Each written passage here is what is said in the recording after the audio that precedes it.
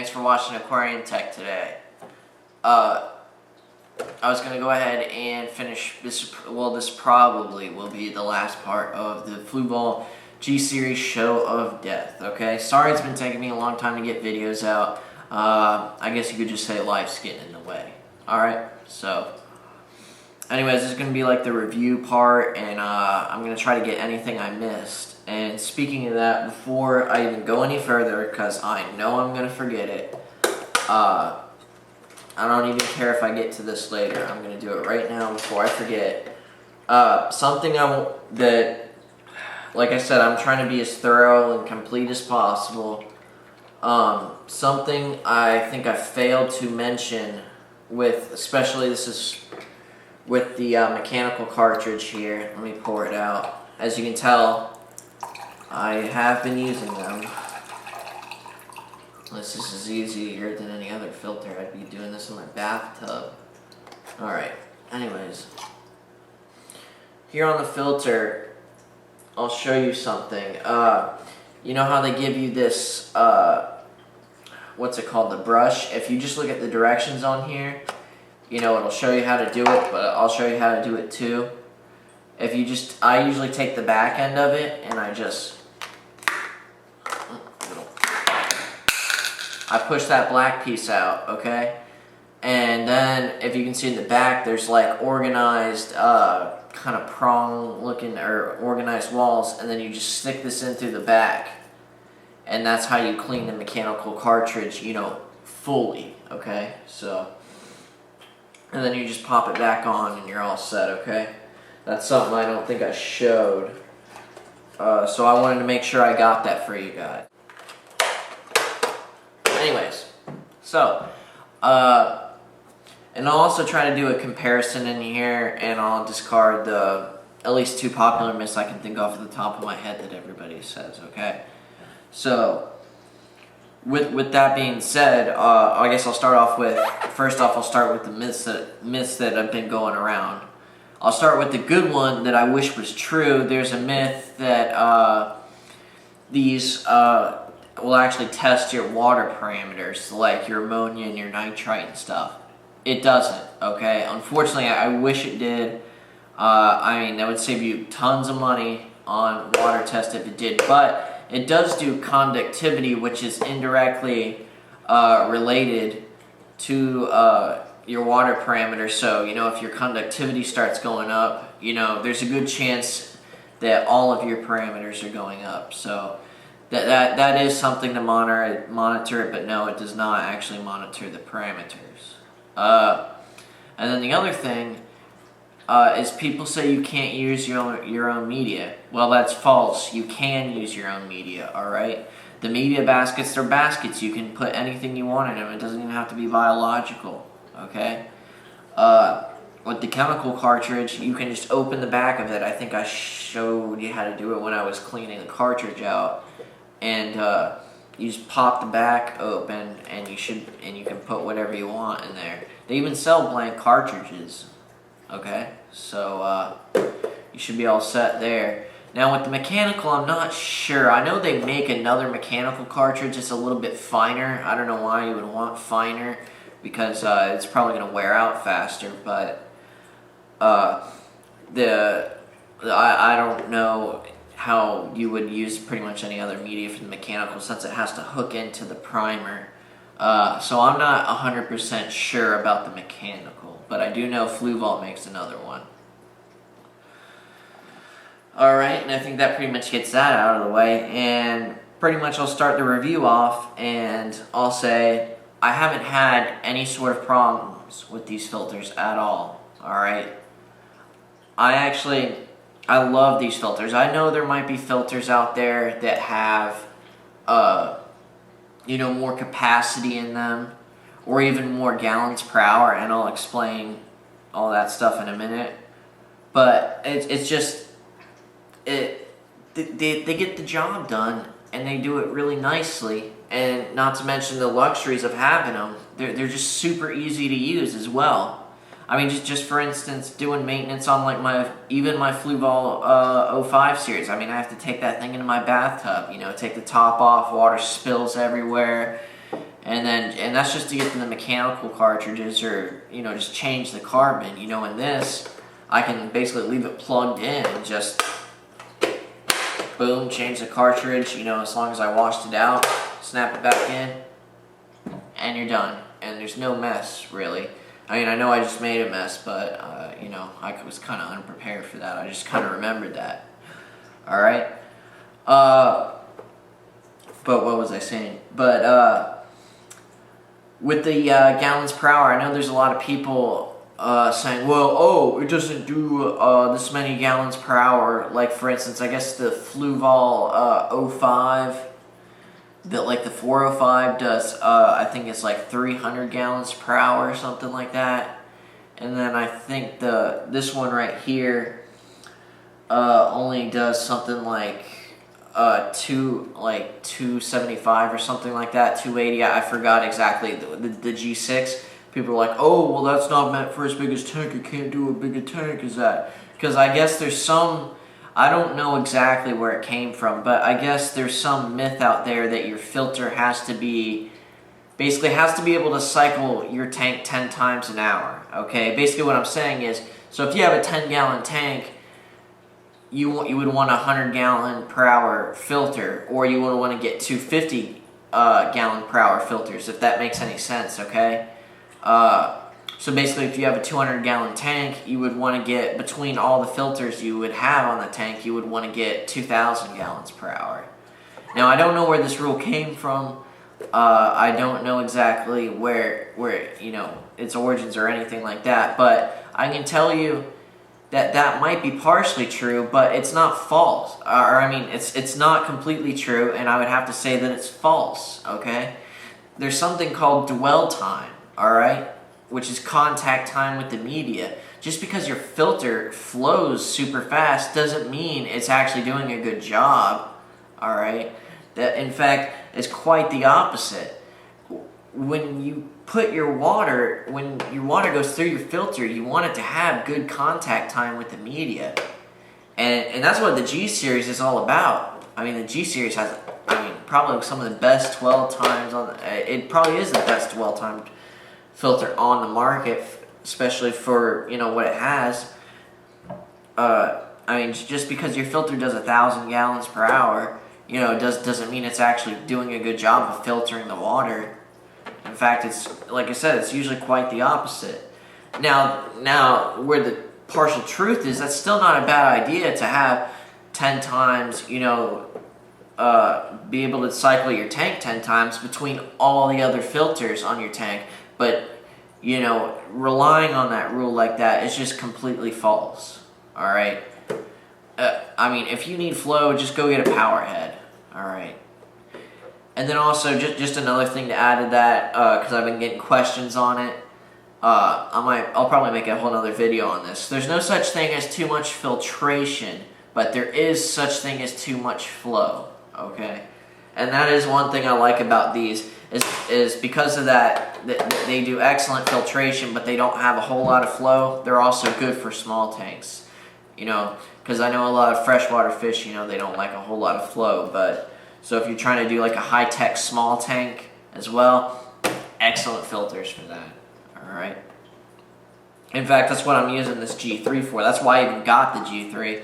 I've had G6s, but this is my only G3. So, all right. And the other thing, of course, I mentioned how easy it is to use. You saw how I could just take out the mechanical cartridge without making a big mess. That's just another thing I wanted to add, especially to the old-time aquarist and hobbyist, and to just people that have a lot of tanks or a lot to do. These filters are for you. They're just so it just makes stuff so much easier and so much faster. You'll really end up taking better care of your tank. I'm not even kidding. Better take care of your tank because it's so much easier. Just think about it. Like I was saying, as for another example, is one of my 405s. I have to take it into my bathroom, into my bathtub, take it apart, and since I have it all there, I might as well clean everything. I usually, because of that, I'll only do it maybe once a month to every 2 weeks, just because it's so hard, even though I really should do it more often for certain components or certain media that I keep in there.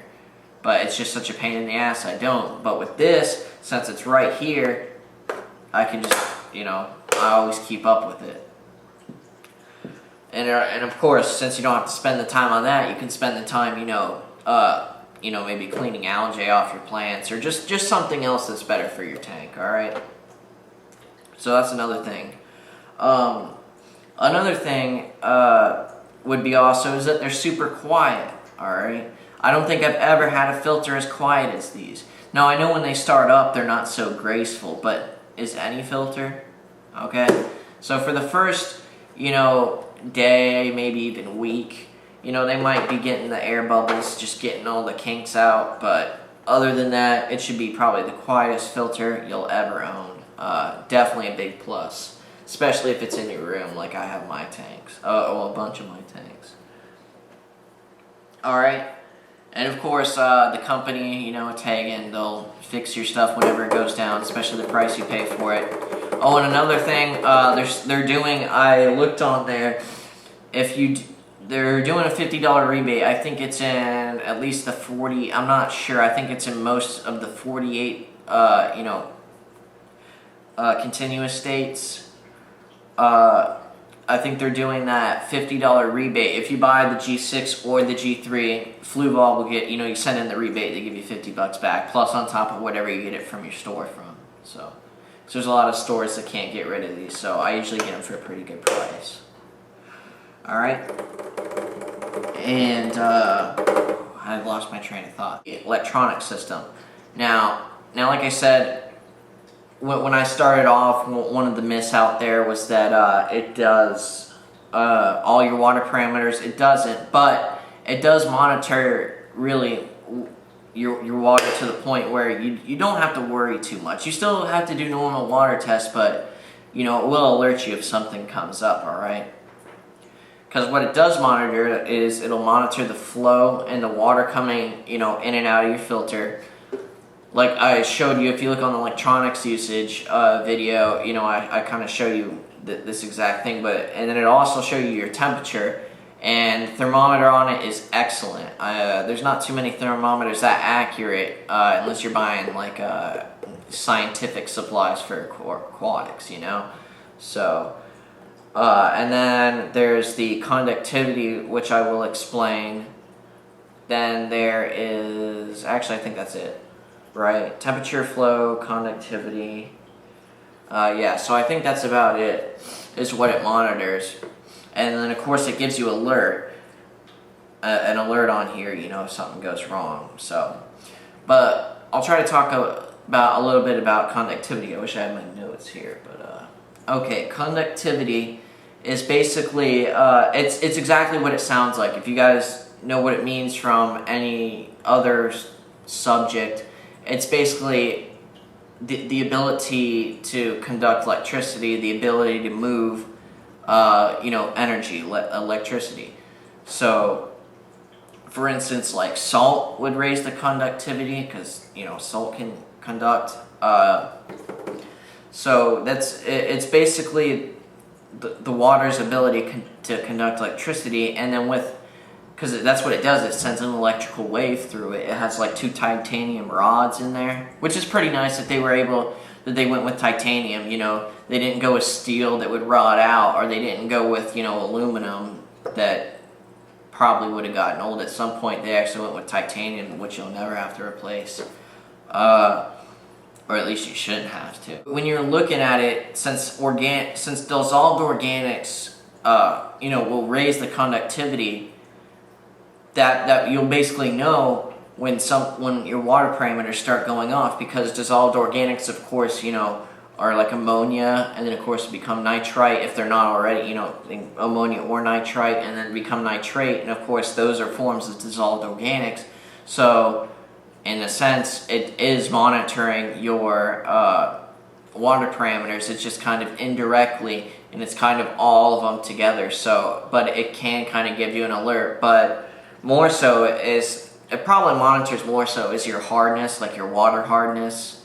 like if you get soft water or pure water, like super purified RO, or I can't think of the exact word, but I'm looking for here. I can't remember, but basically, the purer the water, the lower the conductivity is going to be when you get it. Obviously, if you have hard water, it's going to come out with the high conductivity. So I know there's a lot of people that get these and then it's bleeping about conductivity as soon as they put it on. That's okay.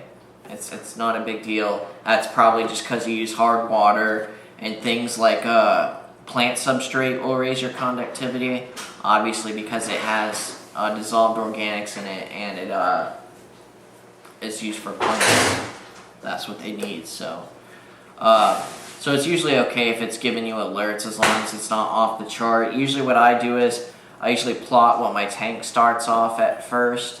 Of course, it shows you a graph, so you don't really have to worry about that too much. It'll show you a graph, and then you can kind of set, it does let you set the range for yourself, as I showed you in the conductivity video. You can, get a feel for the filter and where it should be at, and then, set it from there, and then if you see it spike, fix whatever you have to fix. So it does kind of monitor important stuff. Another thing, I really wish I had made a video before this, and I probably will after this, is about flow paths, okay? One thing that most people probably always overlook when buying a filter, and that's most important when buying a filter, is the flow path. Just because they market a filter doesn't mean the flow path is guaranteed, and what I mean by that is a flow path is basically what the water takes, okay? You want a flow path where that water is forced to come in contact with that media, because the water doesn't want to come in contact with the media. Water is resistant to change. The water does not want to hit the media, and it doesn't want to hit it good. So you want something that has, will really make the water come in contact with it, basically. The water has to flow through it. And there's a lot of designs out there where they allow a lot of flow by, I think is what they call it. It allows a lot of water to either not get through or just the filter not to work, but the person doesn't realize it, okay? And I'll do a whole show on that, but one thing I really liked was, if you look at the design of this is a no-pass system. Alright, especially for the mechanical, which is why you have to clean the cartridge so often, but of course, like I was saying, it's very easy to do so. And for the chemical cartridge. Alright, but of course it has to pass through some of the biological media. I'm not, I haven't seen too many good renderings of it, but from what I've seen and from what the mechanics I've seen in the filter is that it will hit biological media no matter what, but whether it hits all of the biological media, I'm not 100% sure. But my point is that it does have good media contact, and of course, like I was saying, this has good dwell time too. So this filter really, like I was saying, it might not have as much media as the other filters, but it really does know how to use the media that it has. It really makes good use of it. Very efficient. And I think that's about it for, the review and this part on it. Basically, to sum it up, great filter. It's basically the Cadillac of filters, alright? I would say Mercedes-Benz, but they're just overpriced Cadillacs. So, but basically, they've got everything you could ever want, except I wish it did monitor your water parameters. Super quiet, super easy to use. I think they're pretty attractive too. And the fact that it monitors your water. Of course, like I said, good performance and reliability from Hagen there, Fluval. So, alright, that's about it. Thanks for tuning in.